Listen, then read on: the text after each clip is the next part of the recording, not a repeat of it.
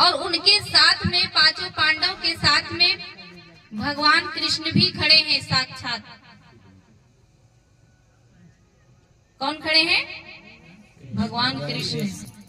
और जब युधिष्ठिर जी राजसूय यज्ञ करते हैं तो उस यज्ञ में जितने भी साधु संत होते हैं, जितने ब्राह्मण होते हैं, सबको भोजन जिमाते हैं। लेकिन भगवान श्री कृष्ण से पूछते हैं पांडव की, हे प्रभु, मैं यज्ञ तो कर रहा हूँ, लेकिन हमें कैसे पता चलेगा कि मेरा जो यज्ञ है वो पूरा हुआ कि नहीं, मेरा यज्ञ सफल हुआ या नहीं, ये मुझे कैसे पता चलेगा? तब भगवान श्री कृष्ण जी कहते हैं कि देखो, 1 घंटा लगवा दो। अगर 1 घंटा बच गया तुम्हारे यज्ञ के बाद में, तो समझ लेना कि तुम्हारा यज्ञ पूरा हो गया, और नहीं बजा तो समझना अधूरा रह गया यज्ञ। तब क्या करते हैं, भगवान श्री कृष्ण 1 घंटा बंधवा देते हैं, वहां लगवा देते हैं। और जितने भी ब्राह्मण होते हैं, जितने साधु संत, सभी को भोजन जिमाए। लेकिन इतना करने के बाद भी यज्ञ पूरा नहीं हुआ, यानी कि घंटा नहीं बजा। जब घंटा नहीं बजा तो पूछते हैं ये पांडव लोग कि हे प्रभु, हमने तो पूरे ब्राह्मण को भोजन जिमाया, इतने सारे साधु संत को भोजन जिमाया, लेकिन फिर भी मेरा यज्ञ पूरा होने का कोई प्रमाण नहीं मिल रहा है, ये घंटा अभी तक नहीं बजा। तब भगवान श्री कृष्ण कहते हैं कि हे युधिष्ठिर, सुनो, कहीं ऐसा ना हो कि तुम्हारे इस यज्ञ में कोई संत छूट गया हो, क्योंकि कोई सच्चा संत भोजन जब तक नहीं करेंगे तब तक तुम्हारा यज्ञ पूरा नहीं होगा। अब देखिए, हम लोग भी क्या करते हैं, चाहे कोई मरनी हो, धरनी, कुछ भी हो, सब पूरे गांव, शादी हो, बाराती हो, कुछ भी लोग करते हैं, फंक्शन पार्टी, कुछ भी कीजिए, पूरे रिश्ते नाते को आप लोग भोजन जमाते हैं कि नहीं? पड़ोसी अड़ोसी सबको जमाते हैं। लेकिन इन लोग तो खा पी करके चले जाते हैं, लेकिन ये लोग से कुछ मिलता नहीं है। लेकिन जिससे हमें कुछ मिलता है उसको पूछते ही नहीं है, उससे कोई मतलब ही नहीं होता है। लेकिन असली यज्ञ, असली खिलाना और पिलाना किनको होता है? संत को। देखिए, इन्होंने जितना भी साधु संत सबको खिला तो दिया, जितना भी भगवा वस्त्र धारण किए हुए थे सभी को खिलाए, ब्राह्मण को खिलाए, लेकिन फिर भी वो घंटा नहीं बजा। भगवान कृष्ण कहते हैं कि कोई सच्चे संत बच गए होंगे, उसने भोजन नहीं किया, और जब तक कोई सच्चा संत भोजन नहीं करेगा तब तक तुम्हारा यज्ञ पूरा नहीं होगा। अब सोचने लगे युधिष्ठिर जी कहां से लावे, फिर भी ढूंढने के लिए निकलते हैं कि कोई ना कोई तो जरूर बचा है ऐसा संत जो मेरे यहाँ भोजन नहीं किए।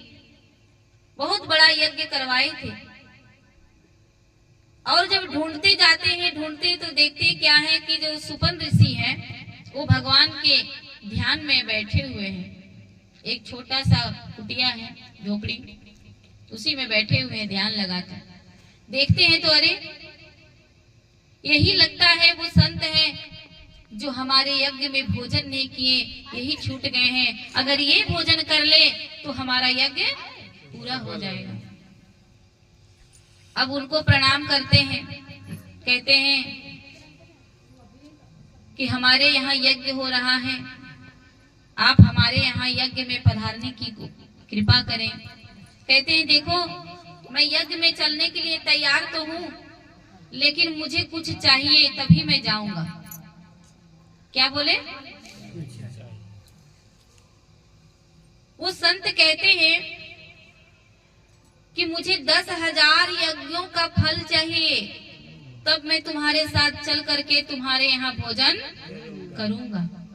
वो युधिष्ठिर कहने लगे कि अभी तो यज्ञ हुआ भी नहीं है, और यज्ञ पूरा होने के लिए ही आपको ले जा रहा हूँ और आप पहले ही उनका फल मांग रहे हैं। तो कहे उससे मुझे मतलब नहीं है,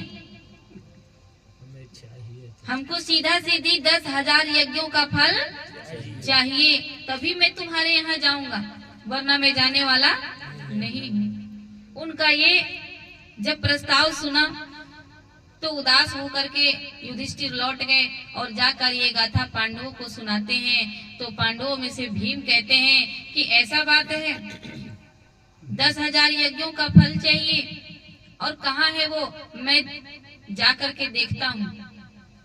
क्योंकि भीम जो थे उनको अपना बल का क्या था, बहुत अभिमान था कि कैसे नहीं आएंगे वो, अगर नहीं आएंगे मेरे यहाँ भोजन करने तो मैं जबरदस्ती उसे उठा करके लाऊंगा।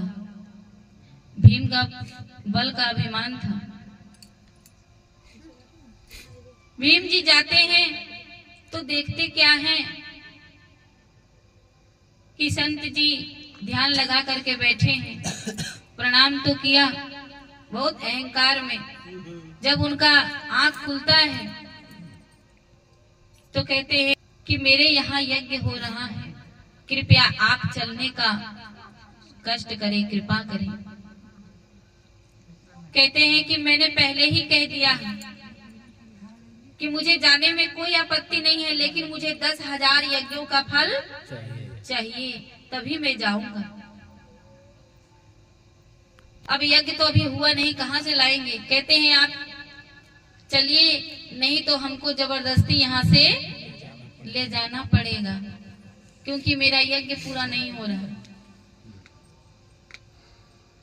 अब बोले कि ठीक है, अगर तुम जबरदस्ती ले जाना चाहते हो तो ऐसा करो, मेरा देखो शरीर जो है बुढ़ापे का शरीर हो गया है और मैं लाठी के सहारे चलता हूँ और बगल में मेरा लाठी रखा हुआ है।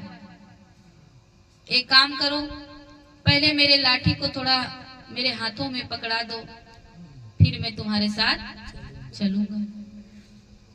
अब वो सोचने लगे, भीम ताकत था ज्यादा, बोले कि अरे मैं तो तुझे भी उठा कर ले जा सकता हूँ, ये लाठी उठाने में क्या है। बड़े ताव से गए लाठी उठाने के लिए। जब जाते हैं लाठी उठाने के लिए तो लाठी को उठाना भी दूर, उस लाठी को हिला भी नहीं पाए भीम। और भीम के पास हाथी का बल था, उतना बल घट गया, लेकिन एक लाठी नहीं हिला। भीम का जो अभिमान था बल का, वो वही चूर चूर हो गया, वैसा ही लौट गया। तो सभी पांडव लोग देखते बोलते क्या हुआ, तुम तो कहे थे मैं लेकर के आ जाऊंगा, तुम भी ऐसे ही चले आए। सब ने गया एक एक करके और जा जा करके बार बार थक गए।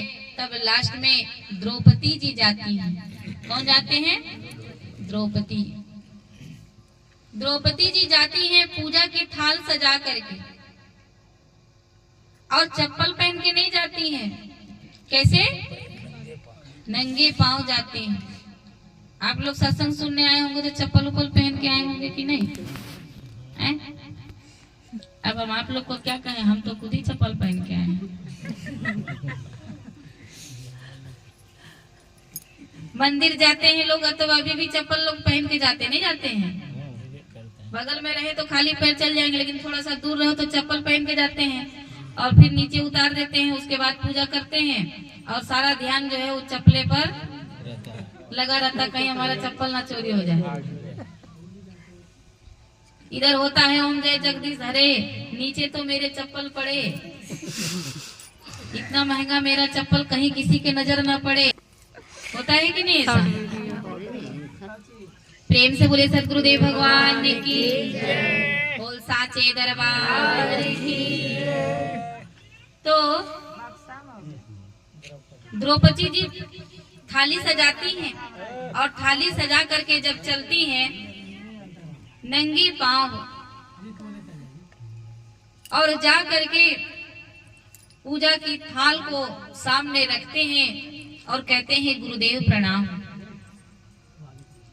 जब प्रणाम करते हैं तब सुमनी की आंखें खुलते हैं और कहते हैं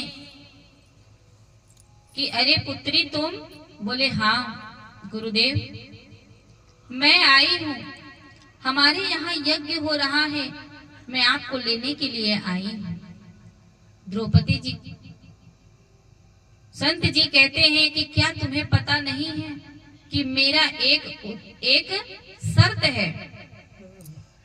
तुम्हारे यहाँ यज्ञ में जाने के लिए मेरा एक शर्त है, अगर वो शर्त को पूरा कर दे तो मैं तुम्हारे साथ चलने के लिए तैयार हूं। कहे क्या शर्त है?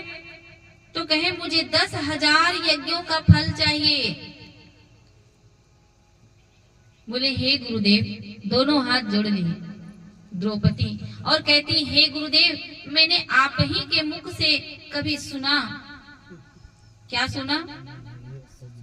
कि संत मिलने को चाहिए और तज माया अभिमान, और ज्यों ज्यों पग आगे बढ़े कोटि ने यज्ञ समान। ये बात मैंने कहीं और से नहीं सुनी, ये बात मैंने आप ही के मुखारविंद से सुना है। इसलिए हे गुरुदेव, अगर ये बात सच्ची है, ये 2 लाइन सत्य है, तो ऐसा कीजिए, आपको तो 10,000 चाहिए, जबकि एक एक ज्यों-ज्यों पग आगे बढ़े कोटिन यज्ञ समान, यानी कि हमारे एक कदम पे 1 करोड़ यज्ञों का फल प्राप्त होता है। तो मैं कितनी दूर से चल करके आपके पास आई हूँ, तो कितना 1000 यज्ञों का फल मुझे प्राप्त हुआ होगा। इसलिए हे गुरुदेव, आपको तो 10,000 यज्ञों का फल चाहिए, जब मेरे एक कदम पे 1 करोड़ यज्ञों का फल मुझे प्राप्त हुआ है। तो आप 10,000 ले लीजिए, बाकी के बाकी मुझे दे करके और मेरे साथ चलिए। अब गुरुदेव जी फंस गए। इसीलिए कहते हैं सत्संग की वाणी को गौर से सुना करो, न जाने आपके जीवन में कहाँ काम आ जाए कोई पता। भक्त लोग भगवान को ऐसे ही अंडर में करते हैं। बड़े होशियार है ये तेरे भक्त, क्या कहिए, तुझको आने पे मजबूर बना देते हैं। ऐसी आवाज से कहते हैं कि तुम आ जाओ, और तुम्हें आने पे वो मजबूर बना देते हैं।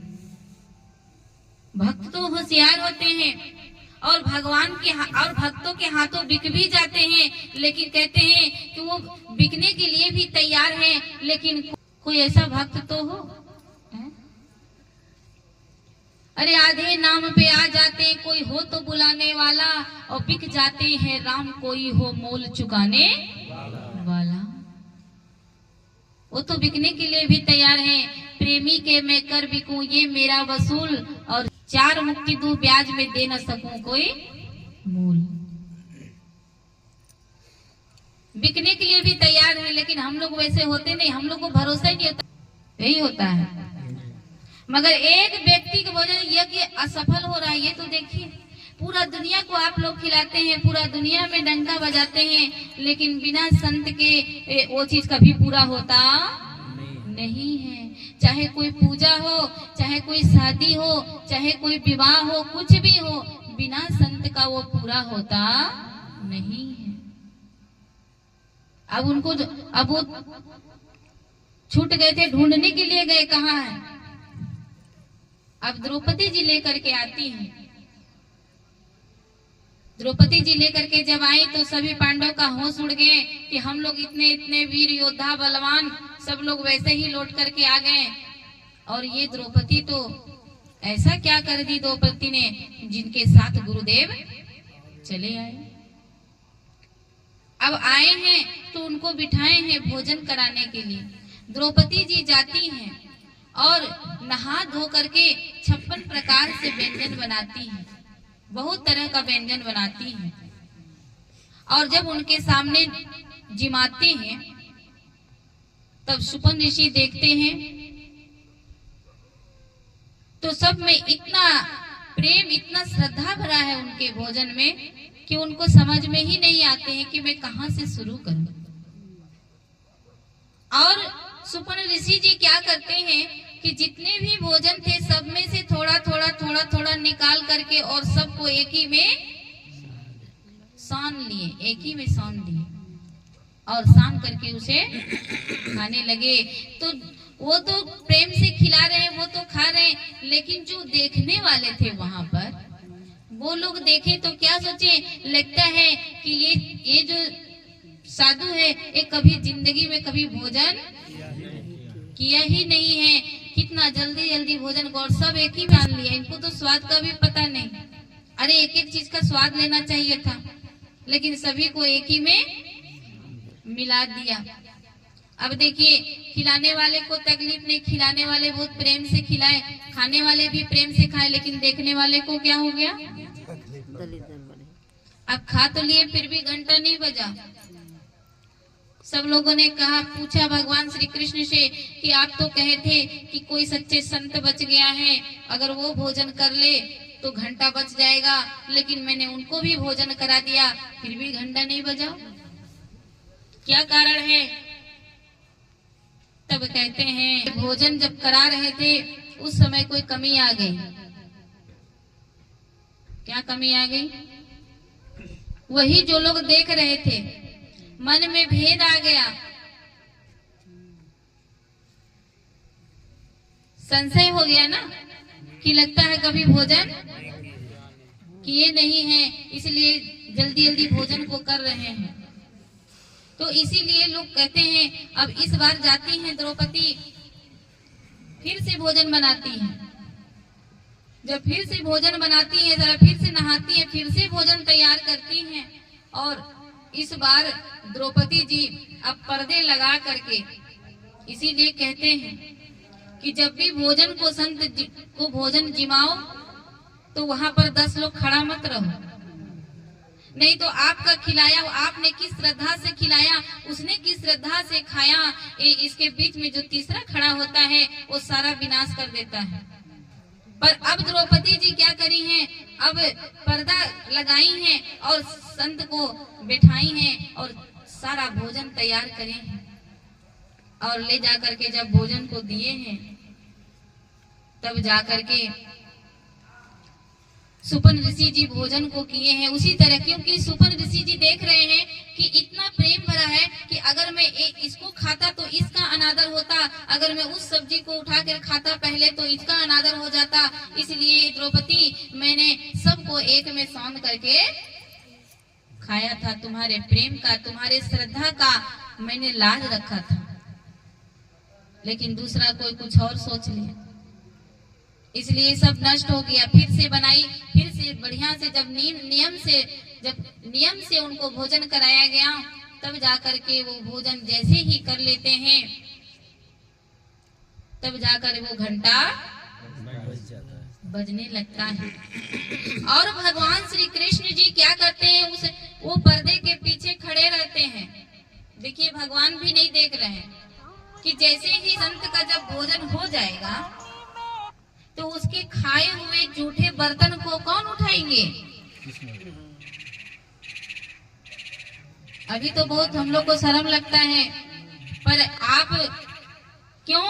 क्योंकि उनका जो जूठा बर्तन था, जूठा पत्थर था, उनको उठाने के लिए स्वयं भगवान श्री कृष्ण जी खड़े थे, और ये सेवा उन्होंने किसी को नहीं दिया।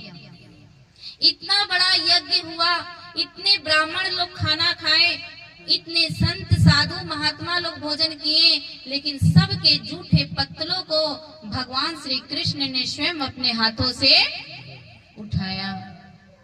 क्या मिला उनको? वो स्वयं 3 लोक का मालिक होकर के, परमात्मा होकर के, संतों के, साधु संतों को खाए हुए जूठे पत्तलों को उठाते हैं। वो सेवा उन्होंने किसी को नहीं दिया। सोचिए ऐसा क्या मिलता है उसमें जो भगवान श्री कृष्ण ने उसे लिया। कुछ मिलता होगा कि नहीं? और भगवान श्री कृष्ण ने तुरंत ही जाकर उस जूठे पत्तल को उठाते हैं। इधर घंटा जो है टन टन टन बजने लगता है, यज्ञ पूरा हुआ, यज्ञ पूरा हो गया। प्रेम से बोले श्री सद्गुरुदेव भगवान ने की सभी